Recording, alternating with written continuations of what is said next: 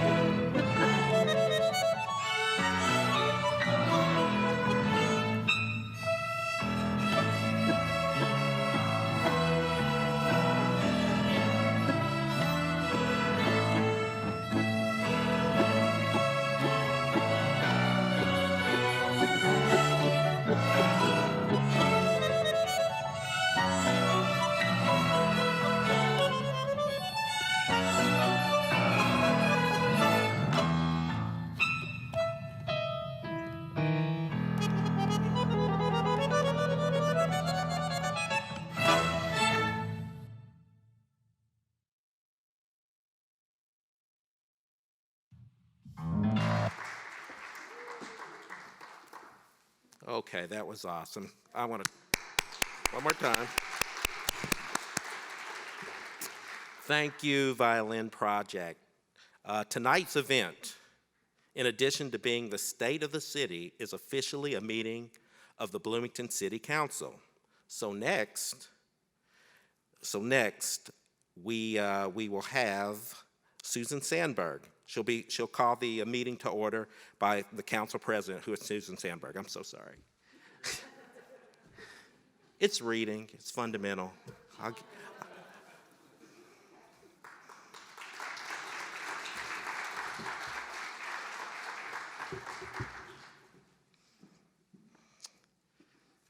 Hi, President Sandberg. No, go no further. I No. need no further introduction. Yes, you do. On behalf of the city's administration and all Bloomington residents, I'd like to thank you and members of the City Council for your steadfast service and dedication to our city. Thank you for working alongside us every step of the way to make Bloomington the best place to live.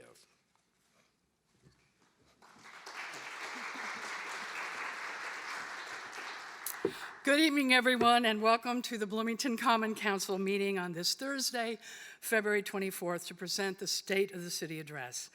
Again, I'm Susan Sandberg, Council President, and as I call this meeting to order, would our Deputy Clerk, Susan Stoll, please call the roll of the attending council members. President Sandberg. Here. Councilmember Scambolari. Councilmember Piedmont Smith. Councilmember Rosenberger. And Councilmember Flaherty. Viewing the state of the city from undisclosed locations this evening are council members Steve Olin, Ron Smith, Jim Sims, and our parliamentarian council member Dave Rallo. We thank those of you who have joined us in this historic Buskirk-Chumley Theater, which the city of Bloomington proudly supports. And for those of you joining us from home or other locations, we're happy you're with us. As at the conclusion of tonight's program and Mayor Hamilton's remarks, this meeting will automatically adjourn. We hope you will enjoy tonight's program featuring the State of the City Address by the Honorable Mayor John Hamilton.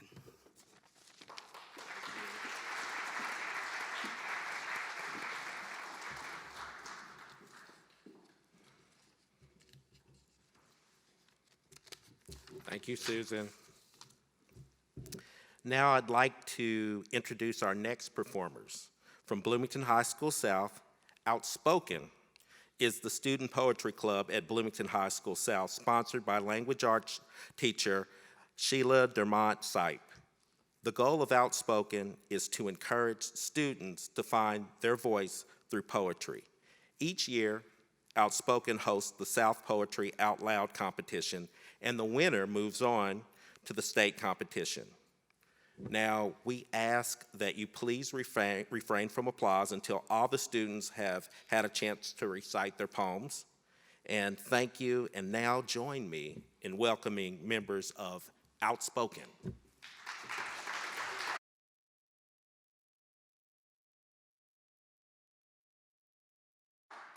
Hello, my name is Amelia Robinson, and I will be reciting a poem about my deep connection with the library and books in themselves. The library. I step in and I can smell it. I breathe it in and I love it. The smell of books and knowledge. The stresses of the week melt as I am graced with a familiarity that is like no other.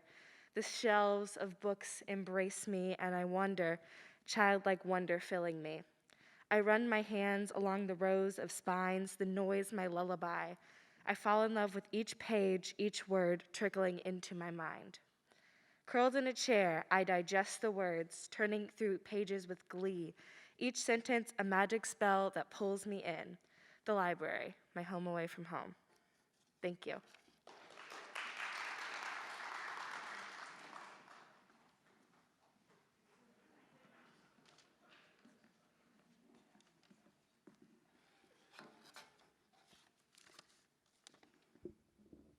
Hi, my name's Iris Kralkamp. I'm a senior at Bloomington South, and this is a poem that won 3rd place in the Indiana Poetry Ourselves competition last year.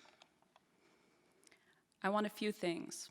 One of them is for tangerine trees to grow in southern Indiana like they do in Los Angeles with jasmine and bee balm and perenniality, of heat, of big green plants, of movie stars, the shiny kind, and equally of obscurity, the grimy kind.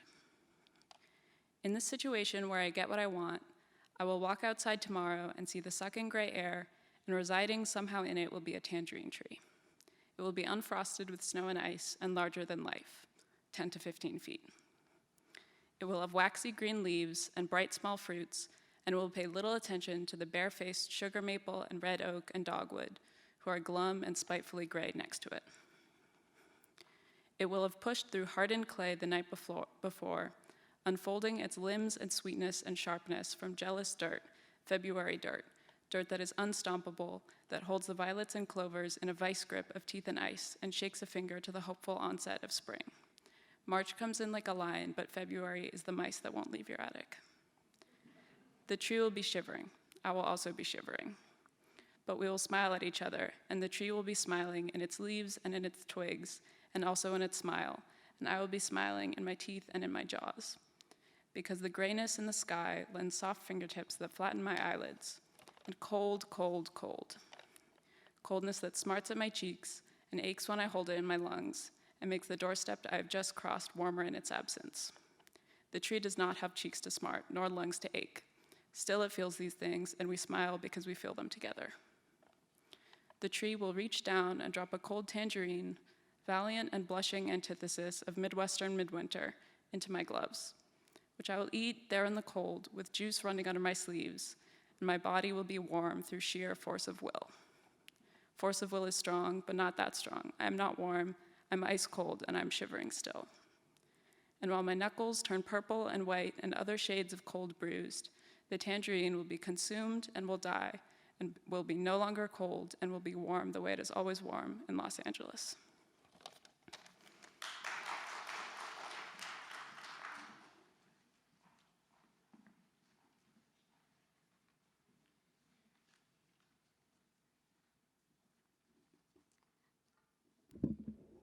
Hi, my name is Ava Stewart. I'm a senior, and this is a poem I wrote for the Bloomington Eco Heroes contest. The American Dream. Reality shifts when you merge onto Eisenhower's faded freeways. They curve through my golden grass state and carve out paths to the nearest mines and factories. Transported back to simpler times, the climate crisis then unheard of. Economic booms, heavy fumes, families fed, a hardy American mentality. We'll stop fracking, drilling, draining when we're dead. Now we know more. Companies slice Mother Earth in two. Water darkens, atmosphere thins. A wealthy world is created for them, and a broken world is created for you. Reality shifts when distant stacks of smoke come into view. When fire towers, sulfur showers, roadside antiques are somehow still in use. A distant problem materializes in the friendly neighborhood plume. We can wonder what might have happened if humankind had meant more than fuel. Times change, though long overdue, and as we reach a fatal extreme with no exit signs to be seen, we must slam the brakes and fight for a new American dream.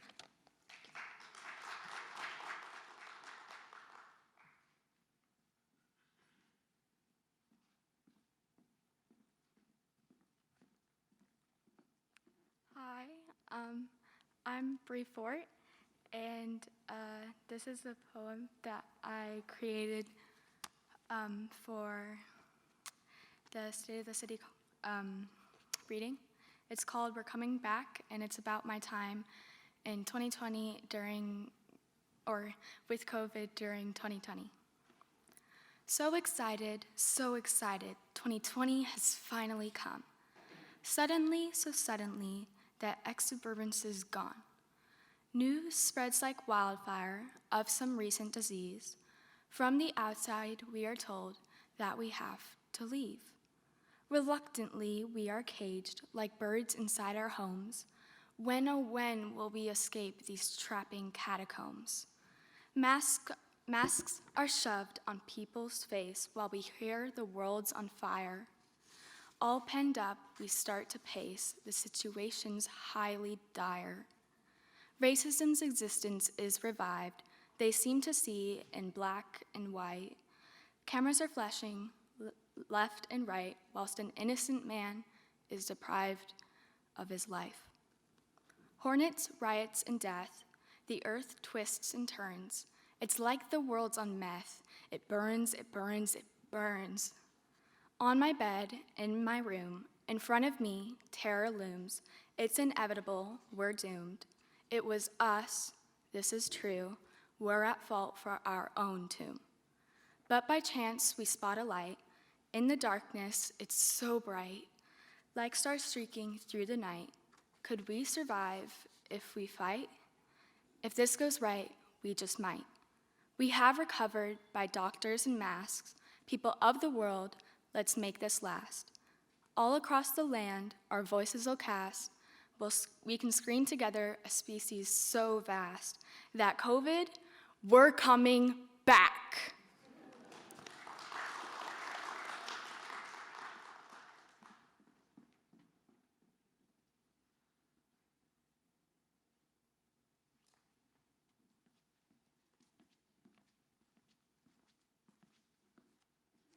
Good evening, everyone. My name is Trinity Veery, and I'm a freshman at South, and today I will be reading an original poem about the ability and strength that language gives us. Heartbeat. Words are in everything, as everything is in it. It is solely and only the dreamer's duty to recognize and to flourish this beauty. For knowing this salient symbol and using it for more than just so is as natural as the steady thrum. Almost as if sculpting a new one within, beating in time, along with the world's never-ending, ever-evolving. Slipping into others and awakening something anew inside, something deep, quiet, and dark. Something warm, soft, and light, alone yet together, infamous yet unexplainable, a cathartic curse, blessing us with stars that stop at every corner of the universe. For knowing the symbiotic relationship between humanity and that vast universe is only known once one creates it. Only then the thrum studies into the core of humanity, beating its beauty loud enough for everyone to hear. Thank you.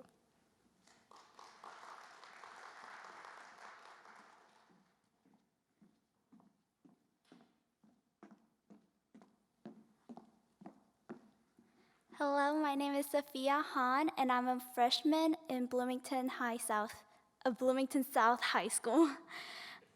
And I will be reciting an original poem by Dr. Seuss named Oh, the Places You Go. You have brains in your head, and you have feet on your shoes. You can steer yourself any direction you choose.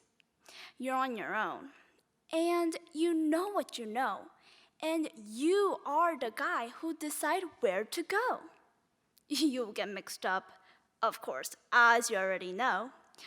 You'll get mixed up with many, many strange birds as you go.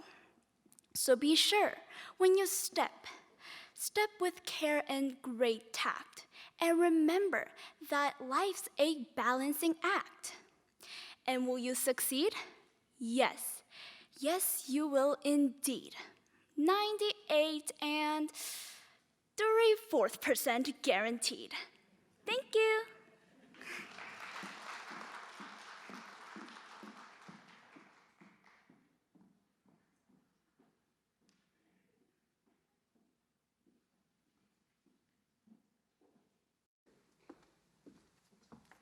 Are you guys still back there?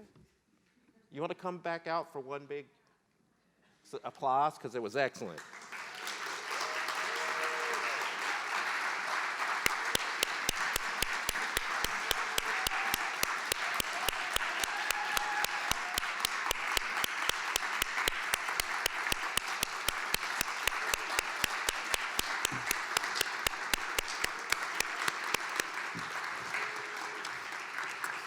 Thank you, members of Outspoken. You inspire us with your words and your love of our community. All right. They deserve that, didn't they? Yeah. All right, so we have one more performance to share with you before Mayor Hamilton's State of the City. Since 2017, the Bloomington Portrait Group has been meeting bi-weekly to paint and draw fascinating people who make up our community. Interesting faces, interesting lives has become its motto. The group's models represent Bloomington's rich diversity in age, ethnicity, gender identity, and sexual orientation. Bloomington Portrait Group welcomes all artists, from beginners to professionals. Members work in a range of mediums from oil and watercolor to charcoal, graphite, pastel, collage, and silver point. Many works in this slideshow are sketches done during a 2-hour session. As you watch, I hope you're reminded of the beauty and diversity in our beloved city. In life, perspective is everything. There's always more than one side to every story and a multitude of ways to interpret them. Mayor Hamilton will deliver his remarks at the conclusion of this video. Thank you.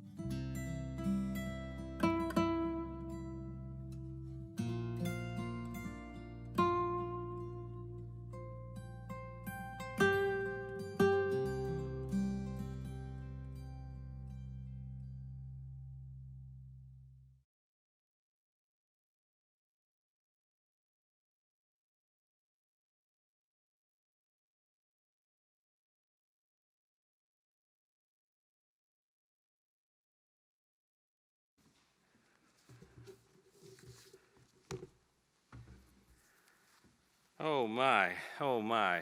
That is a beautiful Bloomington series, isn't it? Seeing all that. I am so glad to be with you all, friends, in 3 dimensions, in space. It's great to see you. Also, all those who are still in 2 dimensions, welcome as well, whether you're in Zoom or Facebook or YouTube or Cats. And thanks again to the artists, the entertainment. It's so powerful. And I appreciate also Deputy Clerk Stoll and all of City Council. I do want to just take a moment. Some of us are wearing this lapel flag to reflect on what happened today across the ocean in Europe, the unprovoked, unjustified, premeditated war, ruthless, barbaric attack. It's a terrible tragedy, something not seen in Europe since World War II. We stand with great sadness watching what's happening. We have Ukrainians in our own community, and all of us together are sending our best wishes, our sadness, but also our best hope for resolve and for justice. And let's just take a moment and think about our brothers and sisters in Ukraine, and then we'll turn to our attention tonight.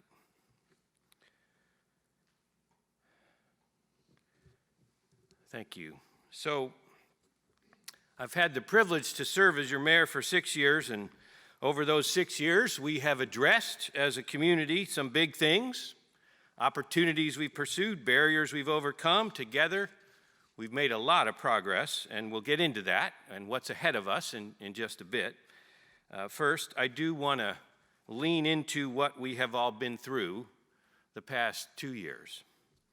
Since March 11, 2020, for 716 days, we have been living together through a global official pandemic. This has strained all of us. Certainly city government, including our department heads, staff in the mayor's office who have helped city government navigate these perilous and difficult times. I'm going to introduce and ask to stand up, and just like you didn't do that well with the poets, I'm going to ask you to hold your applause till we get, but try for this one. It may be easier for these guys. But we have some new people who are part of our cabinet and the mayor's office I want to introduce, and then ask the whole cabinet to stand. But first, let me ask you to stand as I call your name and stay standing. New is Deputy Mayor Don Griffin. We also have a new Corporation Counsel, Beth Kate. We have a new Bloomington Transit Director, John Connell. We have a new Housing and Neighborhood Development Director, John Zodi. We have a new Bloomington Housing Authority Director, Kate Gazunas. We have in the mayor's office a new Communications Director, Andrew Krebs, and 2 other new members of the mayor's office, Kaisa Goodman and Rose Smith. And if I could then ask those who are heads of departments, representing departments, if you would stand to join these folks, and if then we could all express our great appreciation for these folks who are helping our government work. Thank you all so much. Woo. Get up there, guys. Thank you. Thank you so much. I also want to ask you to join me in thanking 850 employees of city government who have borne the burden and persevered and served with such distinction and honor during very challenging times. If you are an employee who hasn't stood up, I'm going to ask you to stand up right now. We have police officers, we have bus drivers and sanitation workers and water plant operators, firefighters, housing inspectors, street pavers, street plowers, you may care about them tonight, IT workers, account clerks, lawyers, parks maintainers, planners, programmers, so many more. And I just want you all to know they are an amazing bunch of people who have worked very hard in very difficult circumstances. And I ask you to join me in thanking them for their service as well through this very difficult time.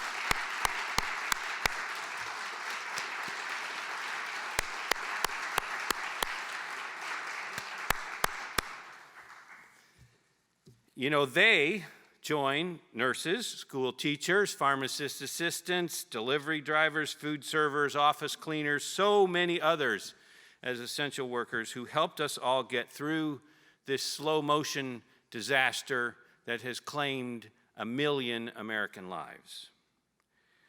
We look back at the cooperation that helped us get through. It's worth mentioning maybe the word exhaustion. There's some physical exhaustion. There's certainly some mental exhaustion, dealing with 2 years of crisis and diversions and divisions as well. It's exhausting. But our community, with an emphasis on listening to science, took steps.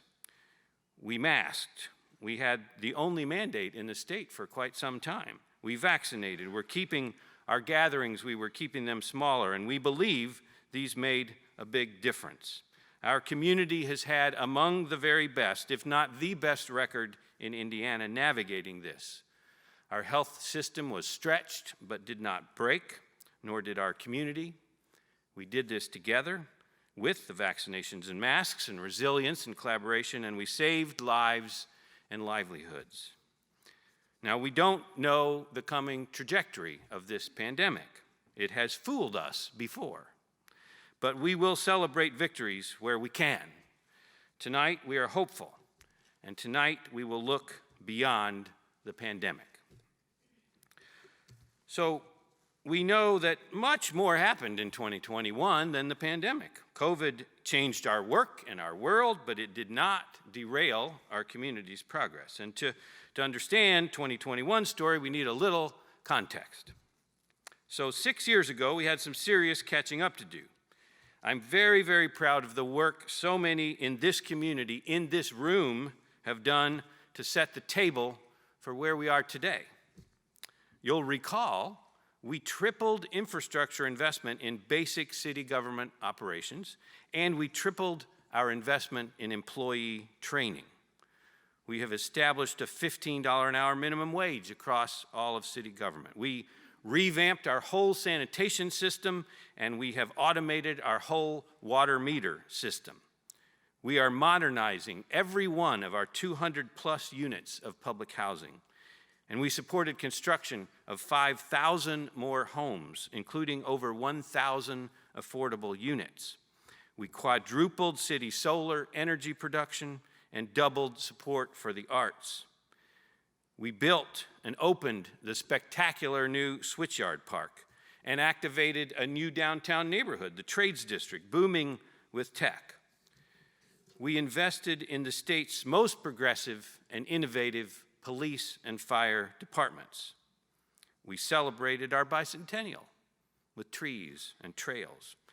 And together, we developed our city's long overdue comprehensive plan, transportation plan, sustainability action plan, and a greenhouse gas inventory.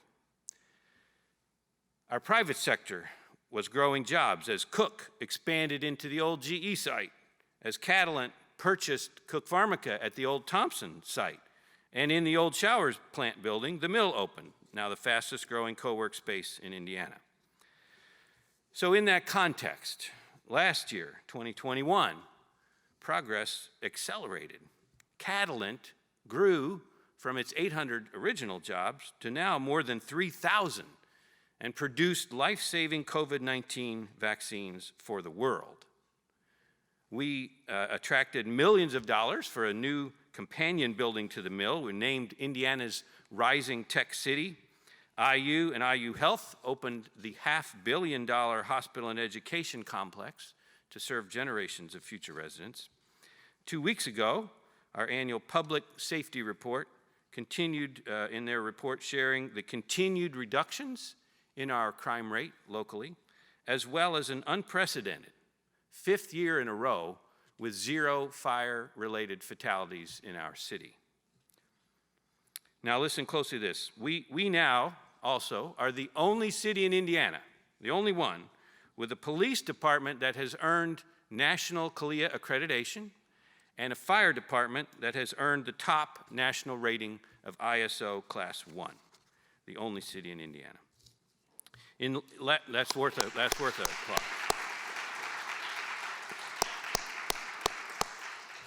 Last year in 2021, we approved 1,900 units of housing, 280 of which will be long-term affordable.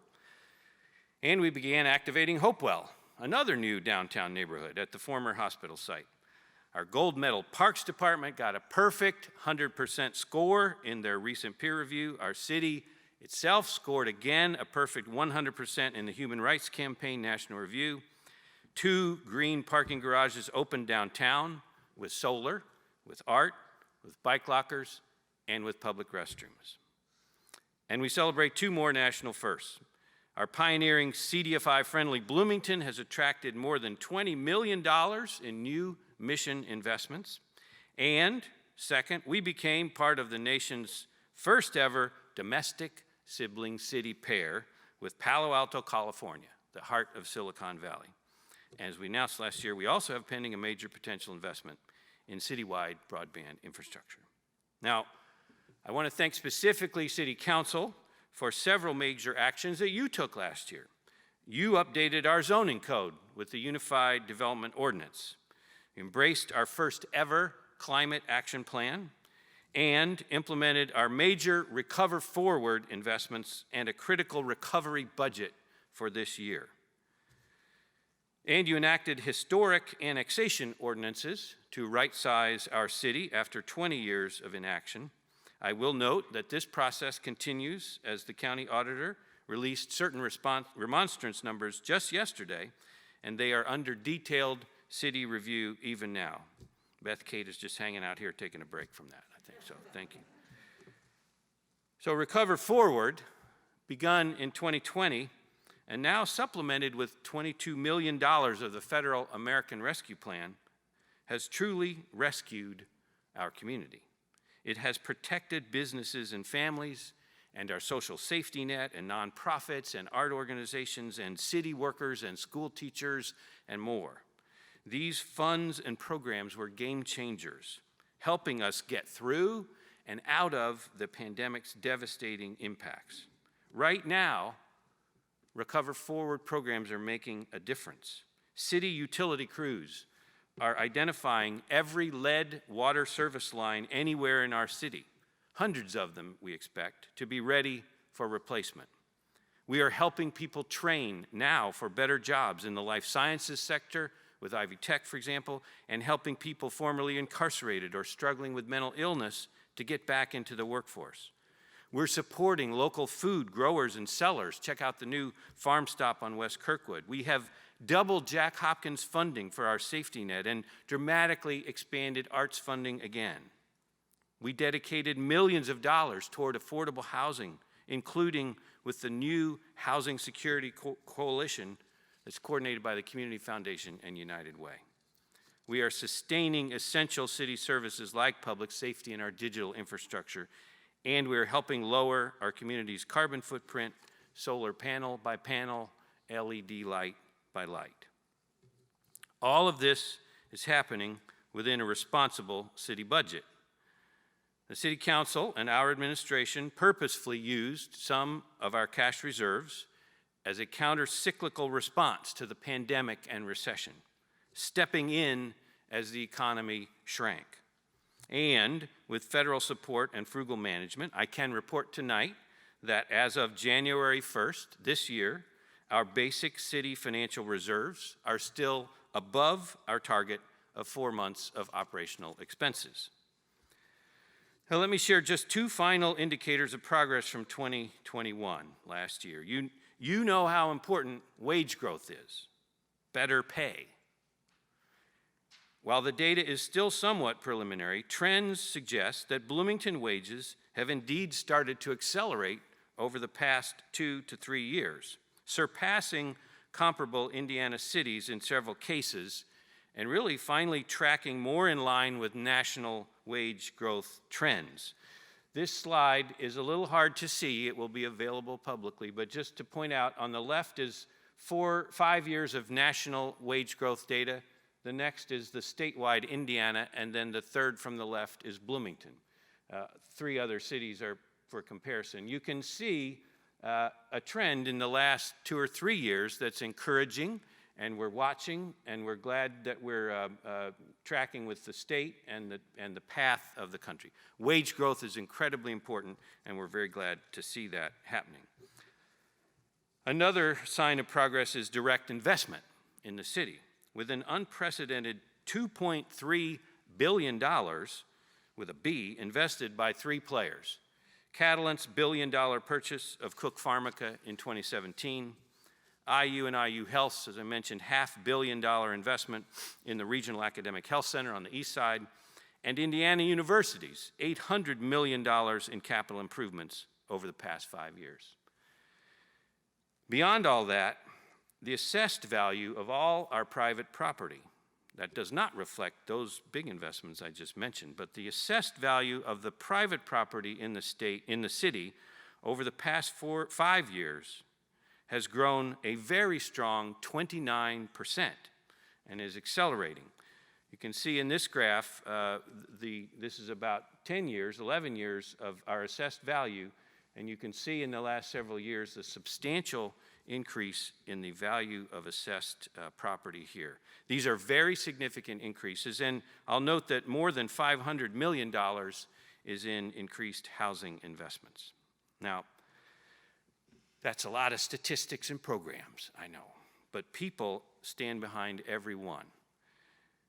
Danielle Morris participated in Reboot, a Recover Forward funded program at the Mill. New Leaf, New Life pointed Danielle in early recovery to the 6-week program to help people formerly incarcerated to identify new opportunities. With a mentor and guidance and training and resources, Danielle has opened a viable portrait business. She calls the experience a, quote, lifesaver, and is actively helping other women in recovery. 2 residents of our public housing units attended the Mills Code School, a 10-week upskilling program to enhance their future income. Dozens of police-embedded social workers and colleagues from all around the country attended the groundbreaking conference that our Bloomington Police Department hosted last fall, exploring new frontiers in public safety with national experts. And last year, dozens of people and family members got to move into Kinzer Flats.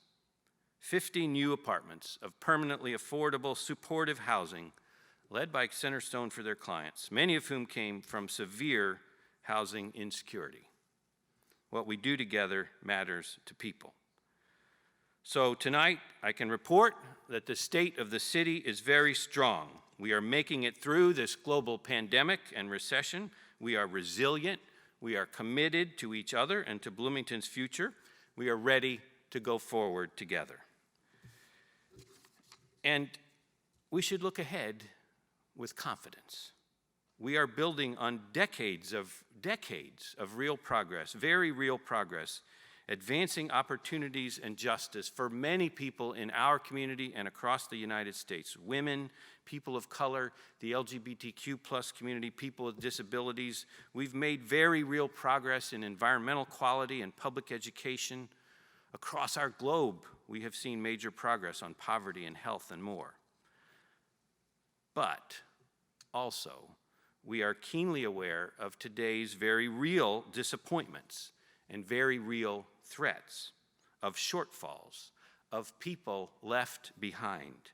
Despite this progress, working families, organized labor, our middle class, and deeply troubling income and wealth disparities, health disparities, opportunity disparities, and racist legacies that poison communities.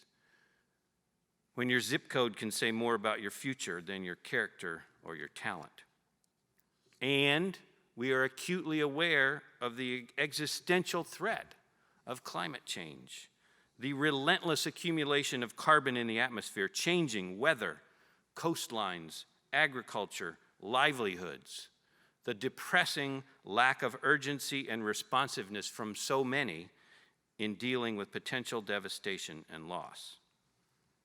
This is a scary combination. Our next generations may be less well off than current ones, and the planet they inherit could be seriously less livable.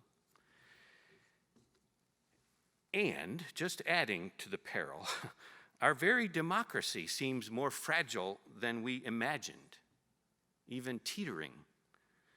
Perhaps it's related to this big combination of challenges, raising fears and resentments, and a lack of leadership, exploitative politics and media, and social media that feeds paranoias and conspiracy theories and confirmation biases. So amid this progress on the one hand, but serious, even existential threats on the other, what are we in Bloomington to do? These very serious challenges call for collective action, nationally, globally, in our state, and yes, certainly in our city. We need to dig in and do our part. And how? The pandemic threw us off our rhythms and patterns, distracted us, detoured us, but it also taught us. It taught us that we can go forward amid challenges. Indeed, we can change quickly, even radically, to respond to serious threats when we need to. The pandemic also taught us how much we depend on each other, how inextricably bound together we are. A virus showed us that very clearly, over and over. There's no hiding, there weren't walls high enough. We chose mutual aid and mutual reliance, and we only get through by working together. And we need our governments to respond together. The same is true with what we face now. We need to change and respond to major challenges, and we need to do it together. Now, for a moment, I want to praise our federal government for its role over the past 14 months. After scientists developed vaccines, with many doses fabricated right here in our city, and after President Biden and Vice President Harris and the Democratic Congress gained the levers of power, the federal government has taken dramatic and critical steps to improve lives and move forward together. Government does matter. Now, I'm going to take a moment of personal privilege here as well to say hello to and thank my wife, Dawn, who I think may be watching. Dawn, as many of you know, has been working in the upper reaches of the U.S. Department of Justice since last January, helping our federal government do these many good things. And I believe Dawn is watching, so sweetheart, hello. And on behalf of all of us, we thank you and your colleagues for all that you're doing, and I hope to see you soon. So thank you, Dawn, appreciate it, and all of you. The federal government gave us the CARES Act, the American Rescue Plan, ARPA, and the infrastructure bill. And we're hoping for Building Back Better.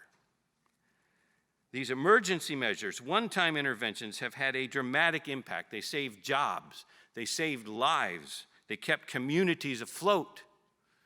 And note, it was extraordinary for the federal government to send some of that aid directly to cities and counties like ours, not through the state.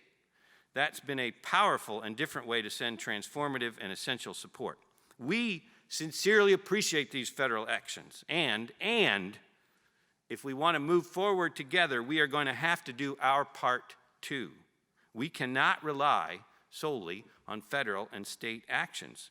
We can't know when and how often the federal government will act, or the state. Their direction and focus can change. We surely know the values activating our Indiana State House often don't align with ours. We have to assure our own future and step up to do our part. Now, this is Black History Month.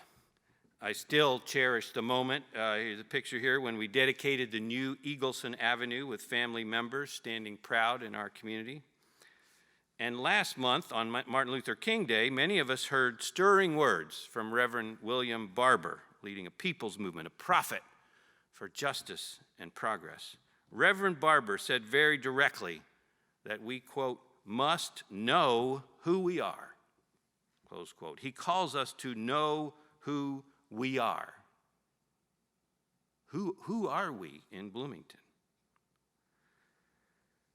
Now, I'll let you know that a mayor hears from a lot of people, a community full of people with dreams and hopes, fears and anxieties, yes, sometimes prejudices and preconceptions, anger, frustration, but mostly stories and families full of hope and ambition.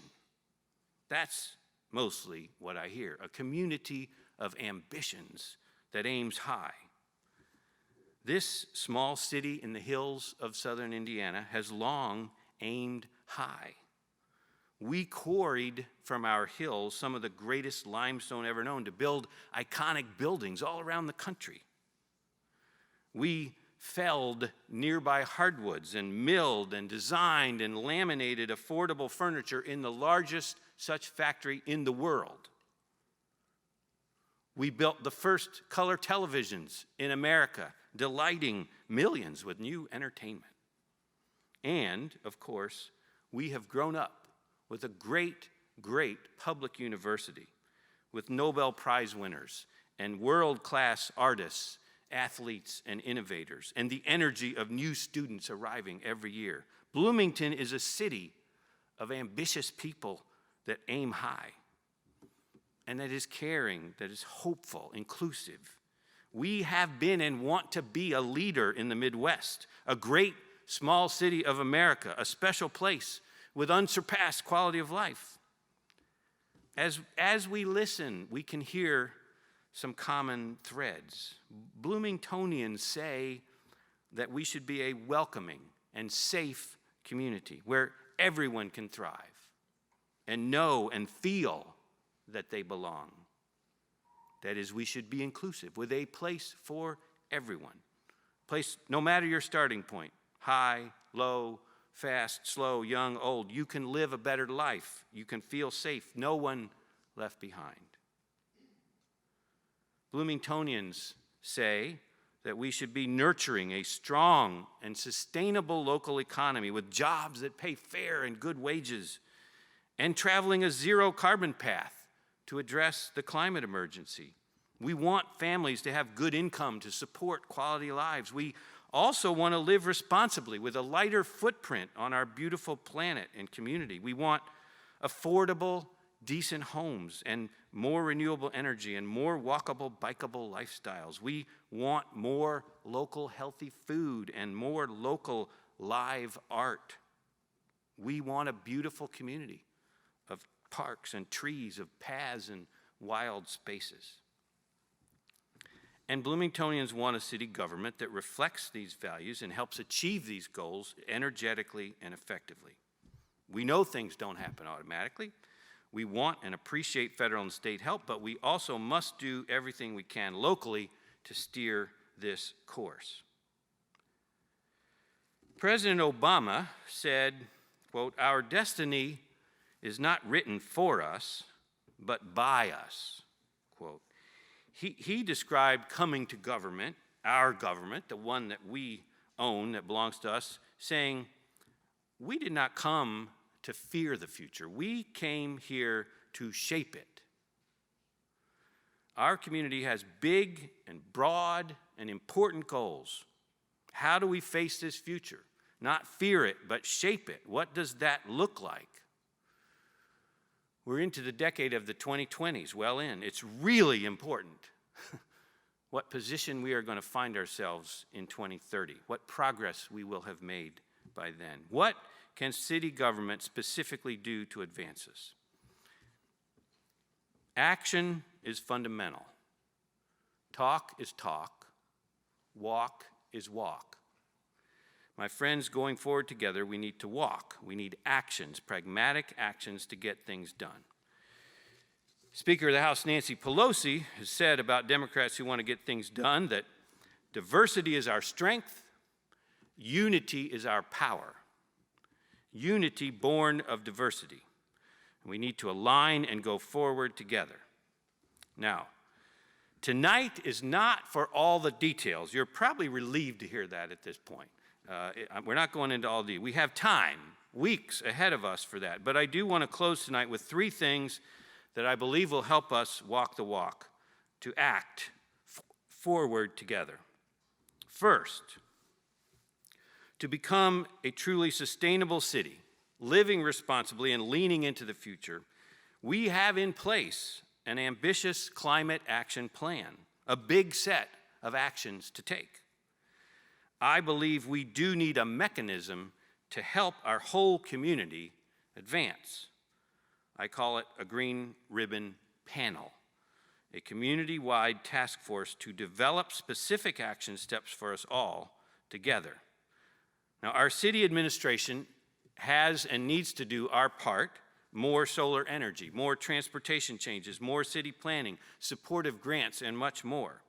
And City Council may consider local ordinances such as restricting two-cycle engines or mandating building energy disclosures or organic composting and more. But our climate action plan makes very clear that government is just one piece of this much bigger puzzle. We need private and nonprofit institutions at the table together, households, faith communities working together.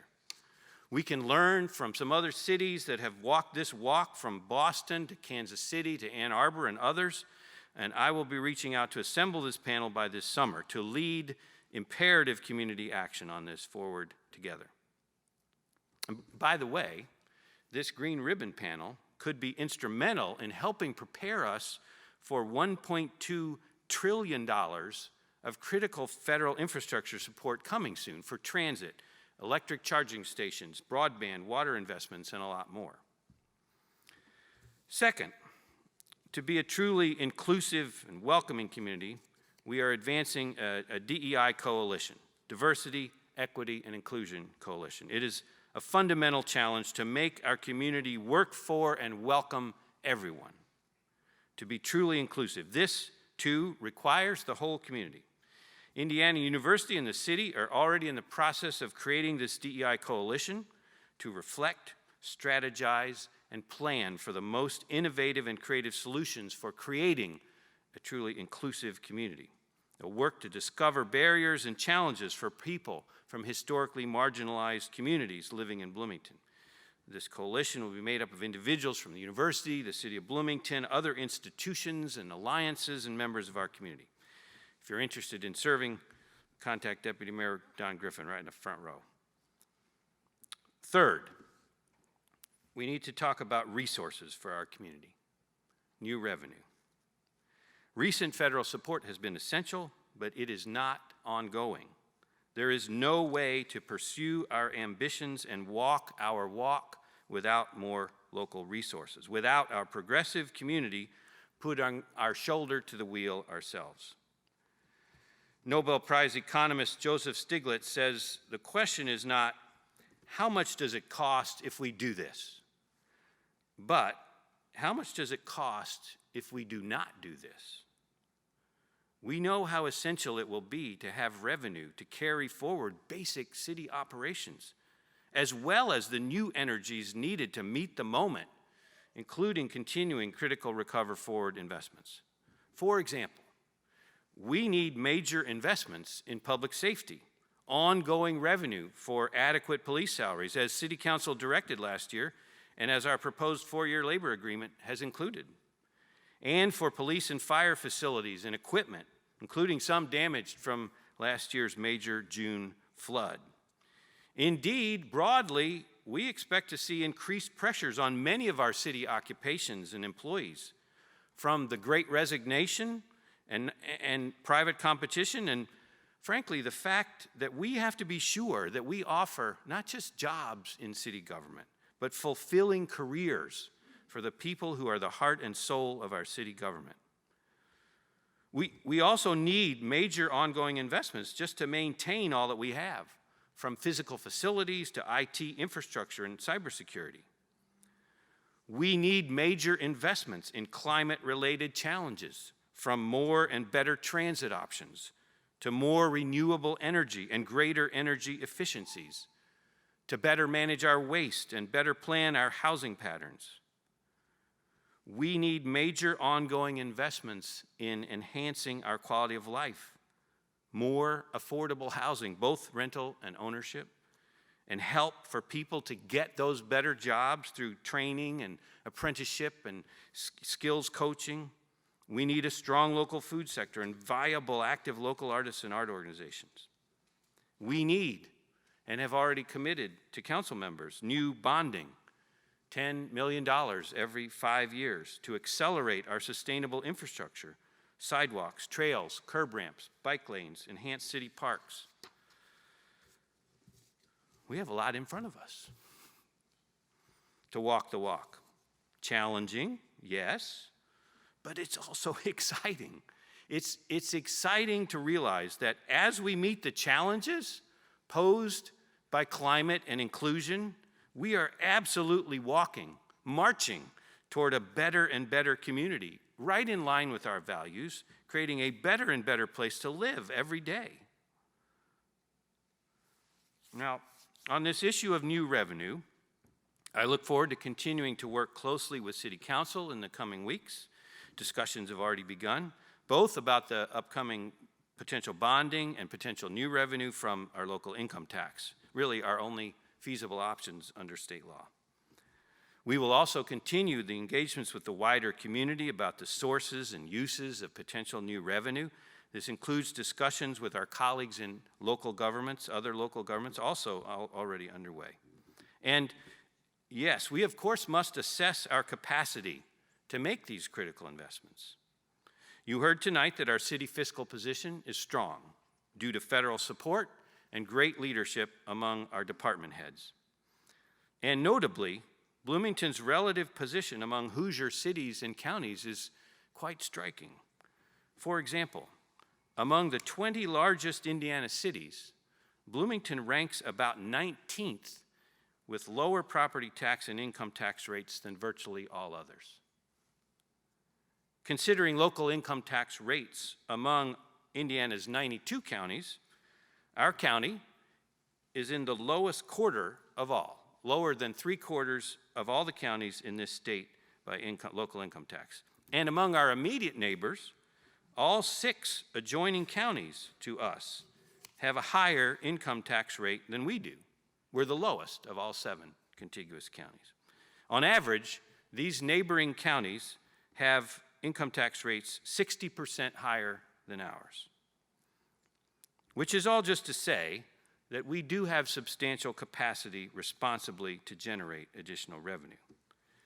It is absolutely appropriate to ask about potential plans for walking this walk. How much does it cost if we do this?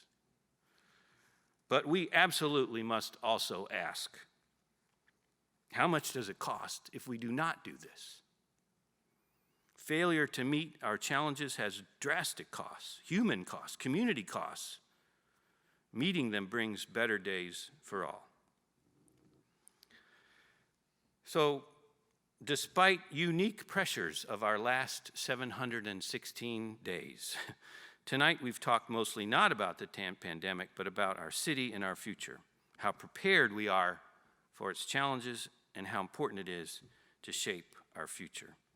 Bloomington has an exciting and bright future if we make good choices with the ambition and the energy that have been in Bloomington's best traditions. Think about the young people who performed tonight on screen and on stage. Remember their faces, their energy, their skills, their spirit as they continue their education studying history and geography, physics and algebra, violin and poetry. What do we do today for their futures? In some ways, our work ahead is quite complicated. Deciding budgets, setting priorities, implementing policies and projects and programs, evaluating options and trade-offs. But in some other ways, maybe it's really simple. Maybe if we listen again to Reverend Barber to know who we are, maybe that makes things simpler. Maybe it's as simple as the old adage of planting trees under whose shade we shall never sit. Doing the right things now to prepare Bloomington for the next generations of Bloomingtonians. Right now, we are sitting in the beautiful shade provided by so many hardworking, justice-seeking, visionary Bloomingtonians who came before us. People like Bill and Gail Cook, Viola and George Taliaferro, Toby Strout, Herman Wells, Bob, Patsy Barker, many more. You have your own names. It's our turn to plant those trees, and I know together we can and we shall. My friends, the future is ours to shape for our young friends and their future and all the next generations waiting to join this beautiful city. The state of Bloomington is very strong and our future is bright as we go forward together. Thank you so much for your attention and for your care and vision for Bloomington. Please travel safe and good night. Thank you. Thank you, too. Thank you. Thank you.